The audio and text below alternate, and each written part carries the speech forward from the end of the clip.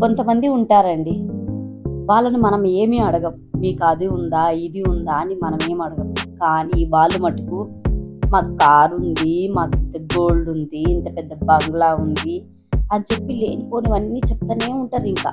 అంటే నువ్వు చెప్పినంత మాత్రాన నువ్వేమి గొప్ప కావు, విన్న వాళ్ళేం తగ్గినట్టు కాదు. కానీ ఒకరిని నువ్వు అలా చెప్పడం వల్ల వాళ్ళని కించపరిచినట్లు ఉంటుంది.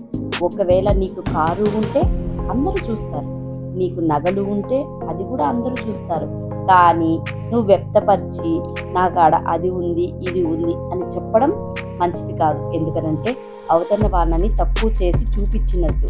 మనకి ఏది ఉన్నా కానీ అది అందరికీ తెలిసిపోతుంది. కాబట్టి కారులో తిరిగినా నేల మీదనే నడవాలి. నువ్వు ఎంత పెద్ద బంగారం పెట్టుకున్నా కిందనే నడవాల్సిందే. అలాంటప్పుడు నువ్వు ఒకరికి చెప్పొద్దు. నీ కాడ ఉన్నదంతా ఆటోమేటిక్గా అందరికి తెలుస్తుంది. నీ విలువ ఏంటో కూడా అందరికి తెలుస్తుంది. అలాంటప్పుడు నీ గురించి నువ్వు అన్ని గొప్పలు చెప్పుకొని బయటపడాల్సినంత అవసరం లేదు. ఏమంటారండి? నిజమే కదా? ఇలా చెప్పేవాళ్ళు చాలామంది ఉన్నారు. నేను కూడా ఈ మధ్య వింటున్నాను అలా చెప్పేవాళ్ళని. దయచేసి అలా చెప్పకండి.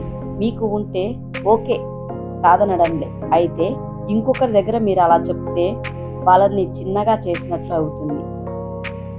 ఎవరికుంటే వాళ్ళే తింటారు.